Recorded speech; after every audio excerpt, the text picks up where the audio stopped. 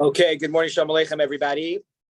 Parshas Re'eh, amazing. We're up to Parshas Re'eh. It is also Shabbos Varchim Elul. Whoa, those are scary words. Parsha begins, Re'eh Anochi, Nosein Lifnechem Hayom, Bracha Uklala. Almost everybody points out the following inconsistency in the pasuk. Re'eh Anochi, Nosein Lifnechem. A is in singular. See before you. You should see before you. That I place before you, lifneichem, is in plural. Bracha, blessings, and curses. Why is it that way? Why? What does the pasuk teach us by having re'eh in singular and lifneichem in plural? Many answers given to this question. Says Rav Sternbach in his Sefer, Tam V'das. Re'eh. Re'eh is in language of Yachid, singular.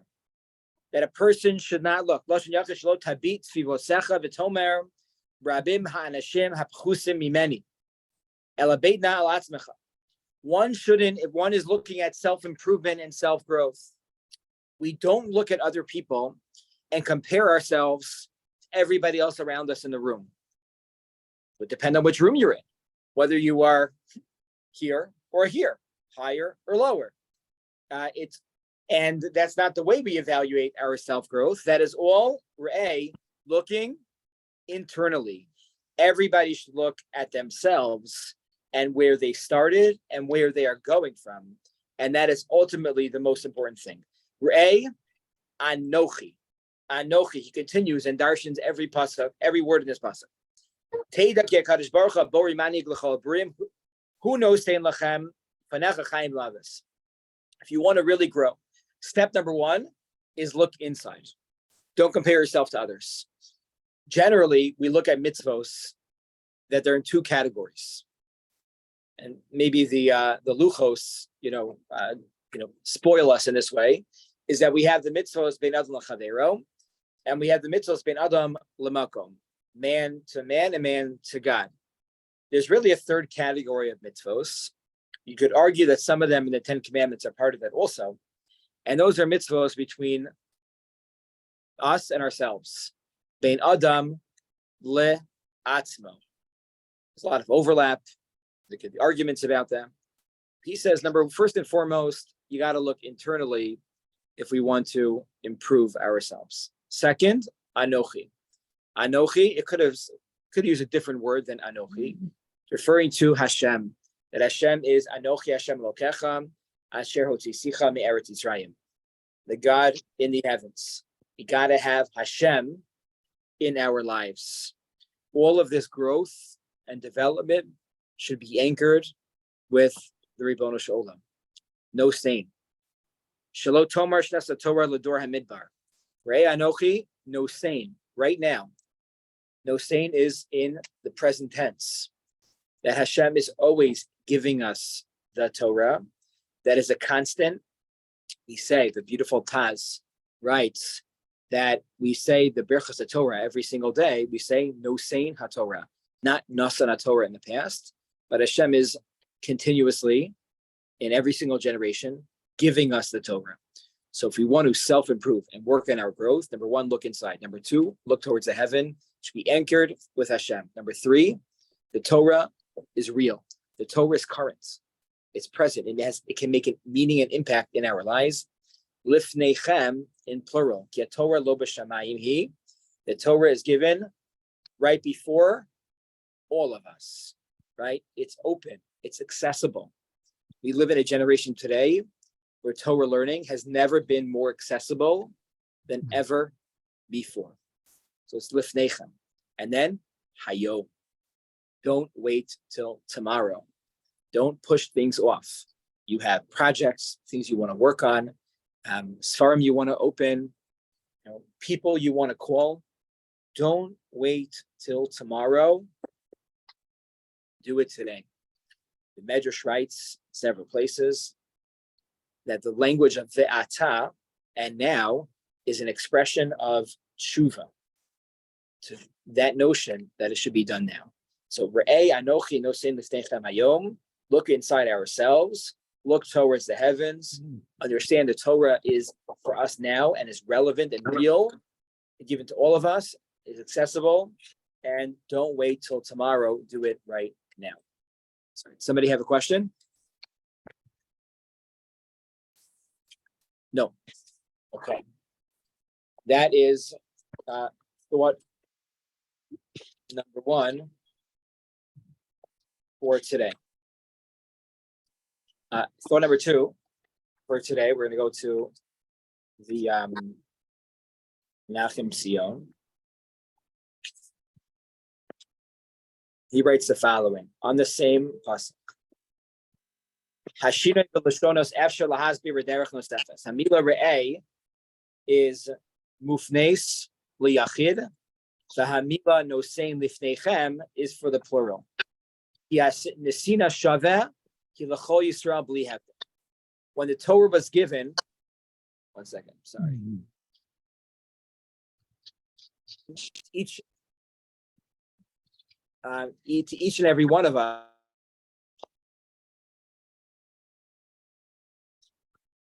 Okay. When the Torah was given to each and every one of us, it was given equally. No same liftechem. It was given to each and every one of us the same. No discerning, not, oh, you're smarter, you live in that community, oh, you drive that car, so you get that type of Torah, and you get that type of Torah. The Torah was given the same to everybody else. That's why it's given no same lifnechem in plural. However, the word re'eh is in singular. What does that teach you? Something very, very beautiful. Re'eh, everybody sees things differently. We all have different colored lenses. We look at things, we look at the world very, very differently. And our perspective, colors and shapes, our decisions that we make in the world, our decisions, the way that we behave towards other people, our approach to Judaism in general. So, you should know that when Torah is given, it was given to all of us equally. We get different lots in life, not a question. But one thing that is dependent upon us is the re'iyah, is our perspective. Do we have an ayin ra'ah, bad eye, evil eye, negative eye, looking at the world? Or is it an ayin tova? That is really all up to us. Hold on 1 second.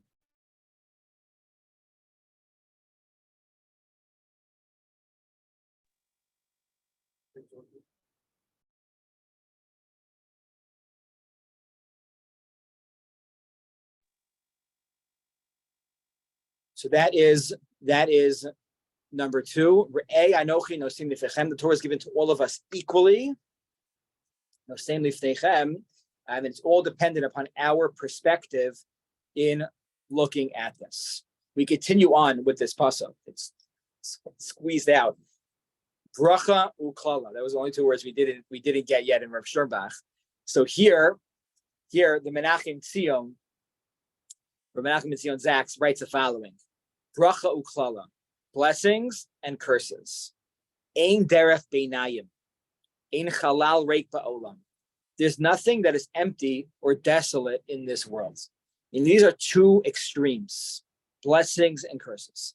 Kasher chalal misrokein mina avir hatahor shebo miyad avir mizuham tofes mekomo. He says we need to understand,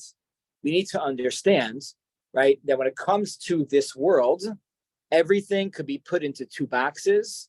It's either a bracha or a klal. I would say it's not yet a bracha.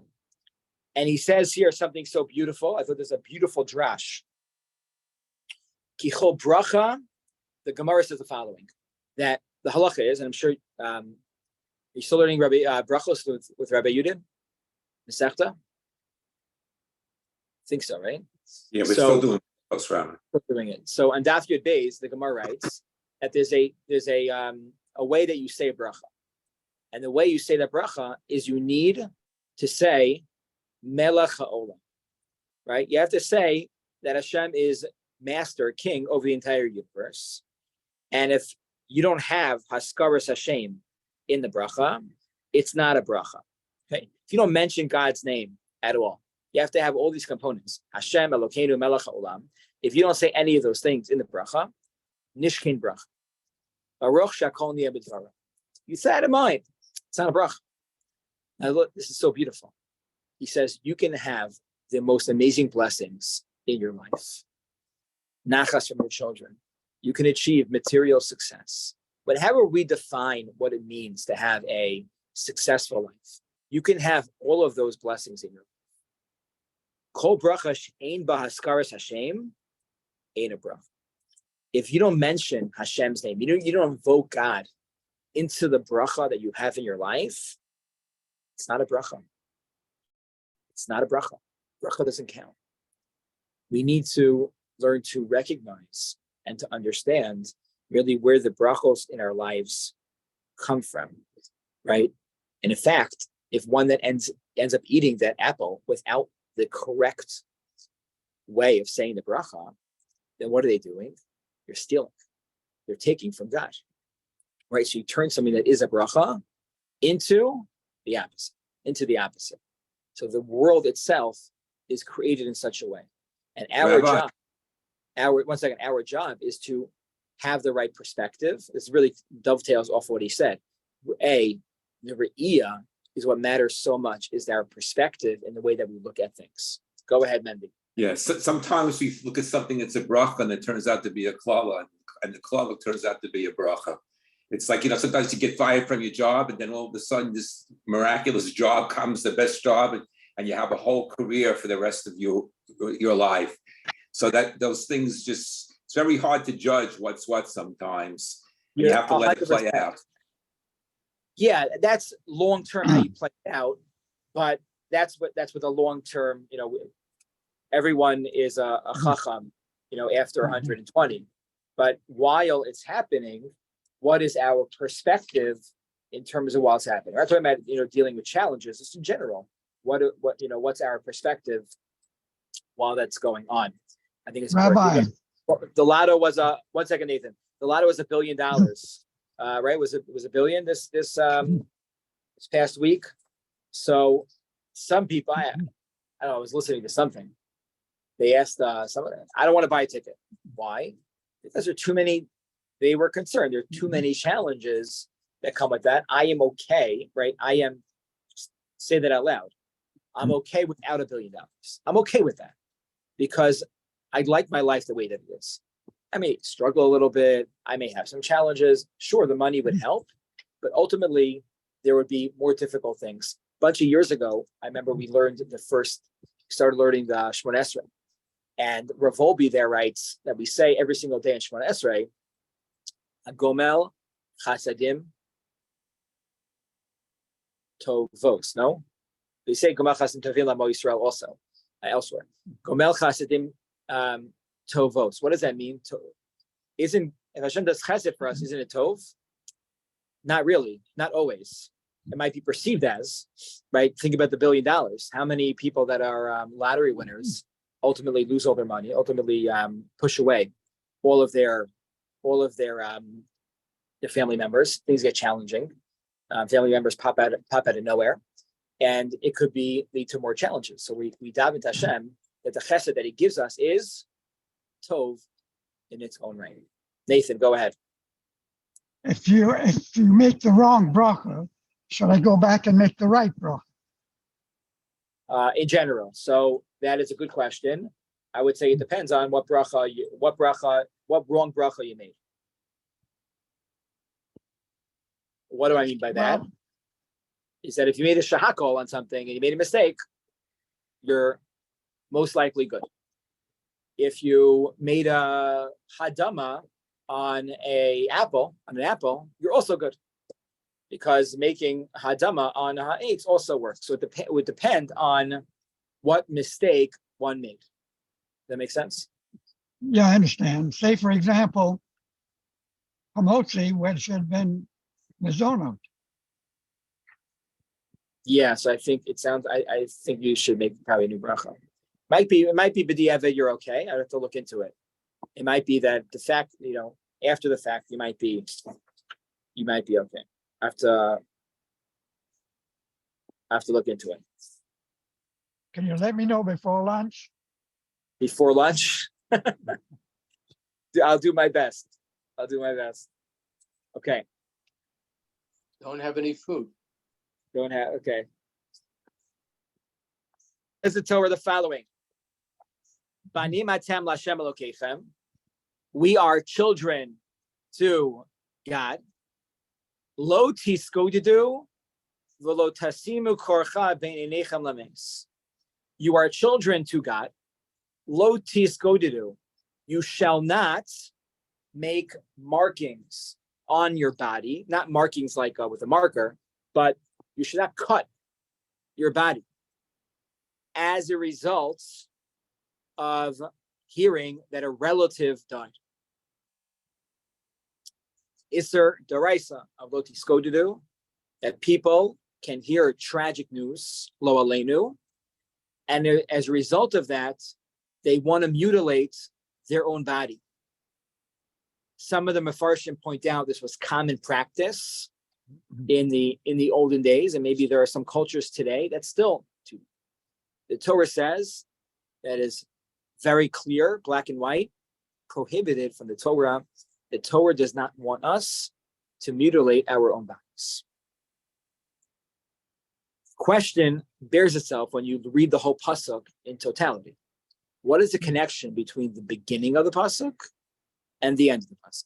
You are children to Hashem. You shall not mutilate your body. When you hear about tragic news, what is the connection over there between these two, two parts to the pasuk? So says Rashi.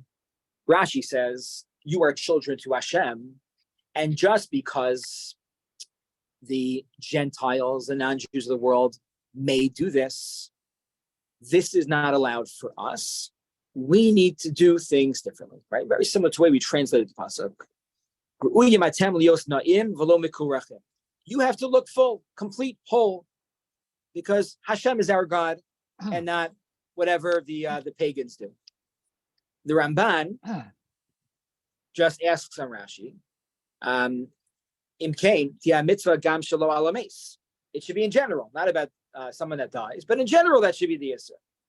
It says the Ibn Ezra something very, very beautiful. The Ibn Ezra writes over here, I'm going to read it inside. It's like an amazing Ibn Ezra. He writes, Achar shetedu shatem banim lashem, hu ohev itchem yosem meha'av. This Isser, this prohibition is couched in the concept that we are children to Hashem. Someone can feel so lost and so distant from God, specifically at these moments of loss. And what does the Ibn Ezra say? We need the beginning of the pasuk to teach us that Hashem loves us like a father loves his children. And know that Hashem loves us more than our parents. In lo tavinu kasher lo yavinu abanim aktanim, ma'isavim rach yismechu alav. Kein tasa gam atem, ki am kadosh ata ve'incha keshar hagoyim. You're not like anyone else. Hashem is your father. Hashem loves you tremendously. And at these moments where you feel so distant from Hashem, you feel so distant from the world, and you've lost real family members, no, you can always rely on Hashem. That is, I thought, a very beautiful Ibn Ezra understands that Hashem is always there for us. He loves us tremendously and is never, discerning, regardless of what we do, how we behave. Kadosh Baruch Hu, once we turn towards him, he is there, ready for the embrace. Rav Druk adds one more element to this. Rav Druk points out that we learned from this pasuk an additional concept. We learned from this pasuk, lo tiskodedu, lo tasu agudos, that there should be communal policy when it comes to performing certain mitzvos. When it comes to performing certain things, there should be consistency within a community. Lo tasu agudos. People should do things all together. And he says, Now you can understand the pasuk a little bit different. You are all children of Hashem. We're all part of the same family. So when it comes to be part of the same family, there should be some unity all together. The thing that the father wants more than anything else, the mother wants it too, right? But the parents want more than anything else is for the children to get along. Lo tasu agudos. We have to work very, very hard to ensure that we are on the same page. Not always, right? Not uniformity, but unity in a very, very pristine and special way. And that's really the bracha, he writes, that we give our boys every single Friday night. Yisimcha Elokim Kefrayim Uchim Menashe. Much ink has been spilled on this concept. Why are we blessing our boys with the bracha of Ephraim and Menashe? Who were they? Right? The girls get Sarah, Rivka, Rachel, Leah. That makes a lot of sense. The boys get two of Yosef's children. Yosef's children were the first two brothers in all of Sefer Bereshis. That the younger brother got more than the older brother, and there was no fighting. There was no fighting. She understood their place and their role in the world itself, and they only were so happy for one another. Therefore, we bench our children every single Friday night with this bracha that there should be unity, achdus, love for one another. And this is a way to understand this pasuk. You should love, right? You should understand that we're all part of the same mishpacha. And part of being part of the same mishpacha is sometimes we fight, we don't get along. But we should understand we're all lo tasu agudos.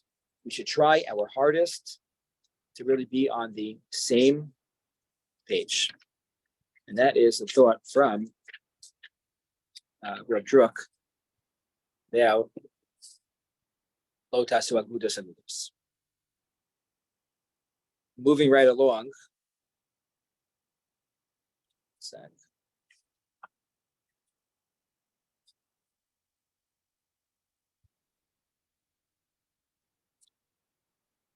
Yes.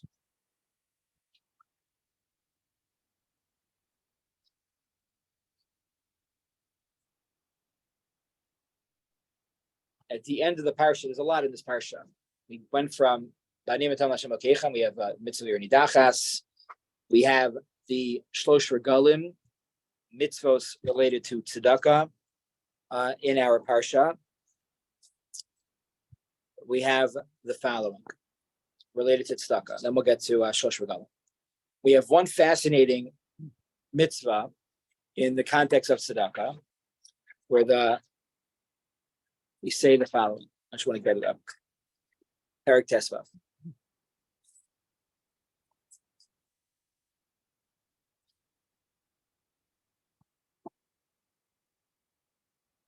In the context of Shemitah, we also learn about the mitzvah of tzedakah.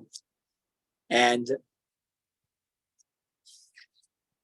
Ki patoach tiftach es yadecha lo, v'avei tavitenu de machzaro sher yechzer lo. You shall surely open up your hand towards the ani, and you shall give him whatever he needs. Meaning, if they refuse to accept a present, give it as a loan. De machzaro asher yechzer lo. Give her what they lack, you shall give to them. Now, what does that mean? To give them what they lack? They're poor. They can't afford life. So what does it mean? Give them what they lack. So says Rashi, afilu sus lirkovalav ve'eved larusafanav. Rashi writes, even a horse to ride on and servants to chase after them. This is quoting the Gemara, which teaches us the concept of demachsara, that if a really wealthy person who had horses and slaves, servants, lost all of that, then the responsibility would be to fill in what he's missing. Demachsaro, fill in what they are missing. Says the Yismach Moshe. Right? It says halakhically, it's a very interesting, fascinating halakha. If you have 10 aniyim and one of them is really wealthy, doesn't mean we give that person $1 million and leave everyone else high and dry. It would mean that if there was surplus tzedakah, then that would be extra to give to that person to help them rehabilitate where they were from. It teaches us a lot about, what we're used to, creating norms for ourselves with wealth. It says the Yismach Moshe, quoted by Rav Sternbach. So he says the pasuk doesn't mean l'sape kol asher yechso la'ani. It doesn't mean you have to make sure this guy had a mansion, he had 2 servants, he had a chef in the kitchen. It doesn't mean you need to do all of that. The shahaya ashir v'yared l'nachas. Adayin lo nisparsim adavar l'ram. The mitzvah l'hachzik. What does that mean? Mitzvah. You have to strengthen him. You have to give him chizuk. Ki asher nahag be'es hayoso asher. Ekain lo yakir bo sheyerim minachasav leispasan. Listen to the Rashi. Rashi says, do 2 things that are very public for him. This time in this person's life where he was used to a certain lifestyle can be very difficult if he's losing it all. It's a very big busha for this individual. A horse that he could ride on and avadim to chase after. What that doesn't mean you need to, give him back everything that he lost. But what does he deserve? Pride. We deserve to give that person, he deserves kavod, right? Honor. If he always got a certain kavod in the shul, you should still give it to him. Publicly, he should feel like he's still the same person. That's what the psukim mean. If he always sat on the dais of institutions, let him sit. What's the big deal? Let him still sit there. Not what's the big deal. The Yismach Moshe says that's the mitzvah from the Torah.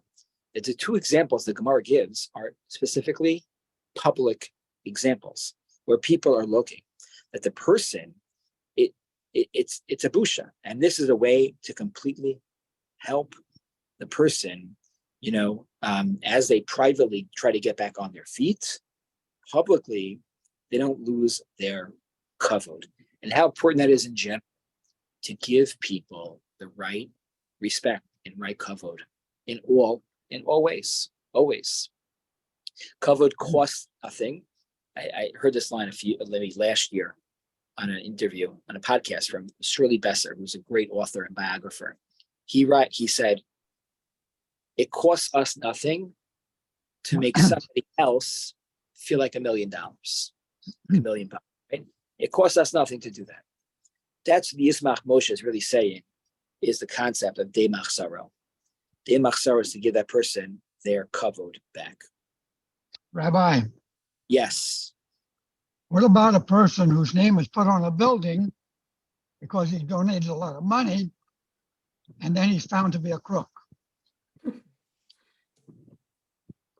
So, you mean like an organization, not a building that they own, right? You're saying a building that Yeah, right, like a college or whatever it is.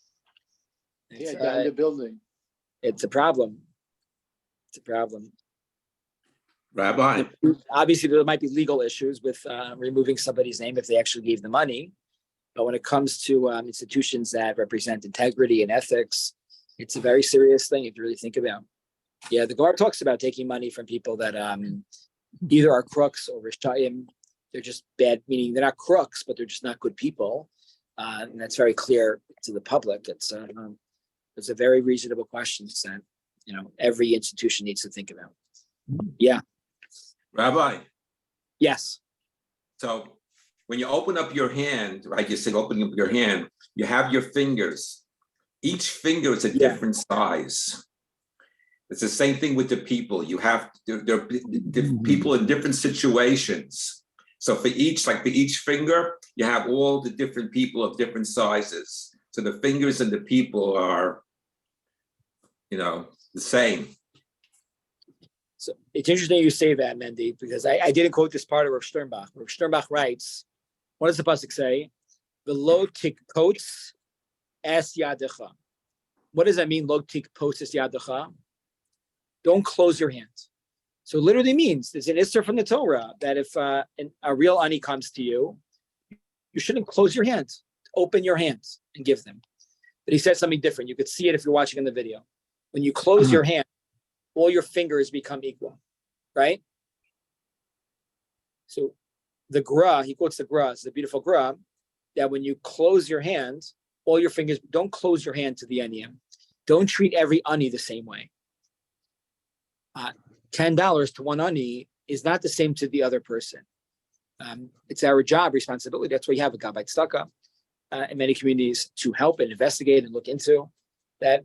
People have different needs, and they shouldn't all be treated the same exact way. And low tik potes, don't treat like just like your fingers when you close your hand. All the fingers are equal in size, amazingly. We should not treat every single ani in the same manner. We have to investigate, look into, make sure. We should not treat, just like we shouldn't treat every single person the same way. The same thing is true over here. Okay, we began with Rei Anochi Nasim Yom Bracha Klala. We discussed two ideas from there based on Menachem Tzion and on Sternbach. We went from there to Rav Druk about Banim Atem Lashem Lokechem. We went back to Sternbach about Dei Machzaro, what's the real understanding of Dei Machzaro. Then we went to the Vilna Gaon about closing off your hands. We'll end off with an idea from the end of the parsha about Shavuos. The end of the parsha, the psukim say the following: you should keep the holiday of Shavuos, and then psukim go on. Who celebrate Shavuos? Samachta lifnei Hashem Elokecha. You, your children, your slaves, everybody should celebrate the holiday Shavuos. V'zacharta ki aved ha'yisa b'Mitzrayim. Just like every other holiday, and most of our mitzvos are couched in the context of Egypt. V'shamarta v'asisa es hachukim ha'elu. You should remember that you were a slave in Egypt, therefore keep Shavuos, and remember the chukim. Remember the chukim. What does that mean, remember the chukim? What chukim? A chok is a mitzvah below time, a mitzvah without a reason. What does that mean? That you shall remember the chukim also. Very strange way to end the story, the psukim about Shavuos. Rashi says very simply that you should remember that Hashem, redeemed us in order to do the mitzvos. So the mitzvos, not only the mitzvos that we understand, it's also the mitzvos that we don't understand. And maybe that is, what is going on here. The Netziv points out here, what is this referring to? Is that the Torah itself never tells us that Shavuos was the day we received the Torah. The Torah never gives us a date for Shavuos. So all of a sudden, the Torah says, celebrate, on the 50th day after Pesach, celebrate a holiday. The Torah doesn't call it Zman Matan Torah Seinu. So this is like we call it today like a hat tip, a head nod. So the fact that V'shamarta es hachukim ha'ela, what's the chok? That the Torah doesn't explicitly say when the Torah is given. Nonetheless, Shavuos should be that day of celebrating Zman Matan Torah Seinu. That's an itziv, right? Chukim ha'ela, what does that mean? Either you should keep all mitzvos, not just the chukim, or it refers to the fact that they associated Matan Torah in the Torah itself. Rav Druk adds the following: Chukim ha'ela can have a different understanding. Chok means a mitzvah we don't understand, or chok means from the word chakuk. Chakuk is to be engraved, and says the pasuk in Bechukosai, in Bechukosai seilechu, that's mitzvosai tishmor v'asisimosam. If we follow in God's chukim, what does that mean? His chukim, Rashi says that refers to amelos b'Torah, working hard in our Torah. See, there are two ways that we can write a word. You can take a pen and you can write on a piece of paper. And after a certain amount of time, maybe decades, the paper begins to fade. If anyone is look in, it's cleaning up their parents' or grandparents' house, we were looking at you cleaning up old drawers in the summer, and you find pieces of paper that you wrote on many, many years ago. Even like, the pictures, you still like write on the back of the picture what date it was. Like those things eventually fade, right? When you write with a pen or a pencil or marker, they fade eventually. However, when you carve something into a wall, if you carve something into a stone, it stays forever, right? So, that the Torah itself should not be ksiva, writing. It should be chukah. It should be engraved on our hearts. And that is expressed with working hard for our Torah. Amelus b'Torah. So says Rav Druk, that's the meaning of the pasuk. Remember that you were a slave in Egypt. V'shamarta v'asisa es hachukim ha'elam. And therefore Hashem says, I want the mitzvos to not just be in the Torah, to not just be written on your heart. It should be engraved in your heart. You should be one with the Torah. The goal of the experience of Shavuos and Halavai every day we encounter Talmud Torah. It should be one where the Torah becomes engraved on our hearts, not just written there. With that, I wish everybody a wonderful, wonderful Shabbos. Have a great day. We're supposed to ring today, but everything should be fine. Tov.